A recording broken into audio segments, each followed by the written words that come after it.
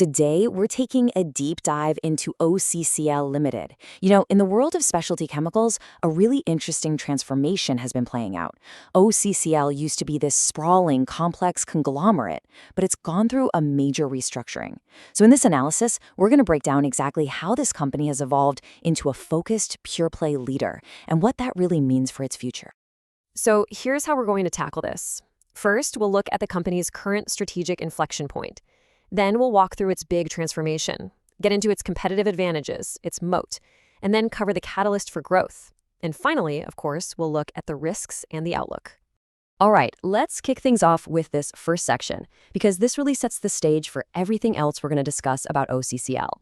When you look at the OCCL story today, it really boils down to three core pillars. First, there's the structural unlock. This was the big demerger in 2024 that, frankly, freed the company from its complicated past.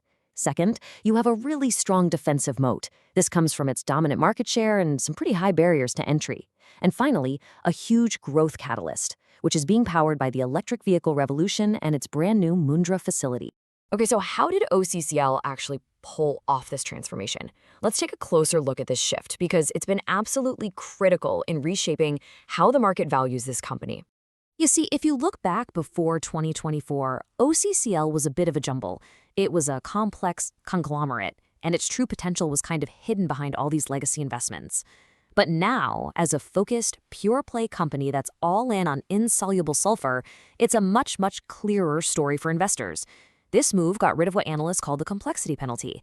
That's on the market discounts a stock just because it's too complicated. Now its strong fundamentals can really shine through. So here's the crucial question. What exactly protects this business from competition? This section is all about the company's really formidable competitive moat. It's what makes the business so durable. This slide really gets to the heart of the technical barrier. See, manufacturing insoluble sulfur isn't easy. It's an incredibly precise process. As the diagram shows, there's this critical batch zone. If you have even a tiny deviation in temperature or pressure, the whole batch can be ruined, turning it into useless soluble sulfur. Now think about it from the customer side, a tire manufacturer. The cost of a defective tire is massive, so they're going to stick with proven, reliable suppliers, which creates an incredibly sticky customer base. And it's not just the tech. This slide shows the huge commercial barrier.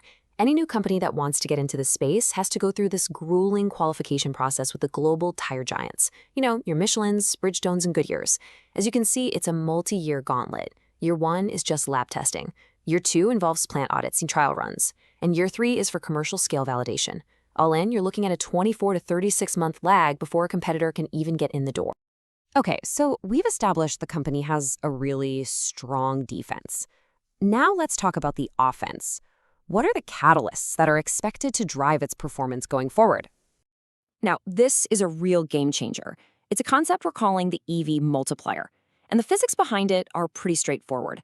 Because of that heavy battery pack and the instant torque, EV tires are under a lot more stress. To handle that, they need about 15 to 20% more insoluble sulfur compared to a standard tire. And here's the key takeaway. As more and more cars go electric, the demand for insoluble sulfur is actually going to grow faster than the total number of tires sold. So how is OCCL capitalizing on this EV trend? Well, they're strategically shifting their product mix. This pyramid here shows the move away from standard grades and up towards these high-dispersible, premium grades that are customized for EVs. And this isn't just some plan for the future. It's happening right now. A management note from Q3 of FY26 mentioned that a full 40% of their recent incremental volume growth was driven by these premium products. This map highlights another huge catalyst. The new Mundra plant, which is now fully operational, gives them a massive logistical advantage. Just being close to the port cuts their logistics costs by about 12% compared to their older facility. This makes OCCL way more competitive for exports to places like the US and Europe, especially as global companies are looking for a China Plus One sourcing strategy. The company's financial strategy is also firing on all cylinders. On the left, this chart shows a really nice, steady expansion in their EBITDA margin, hitting 19.5% in the third quarter of FY26. That's being driven by better pricing and that shift to premium products. And on the right, you see their capital allocation plan. It's simple.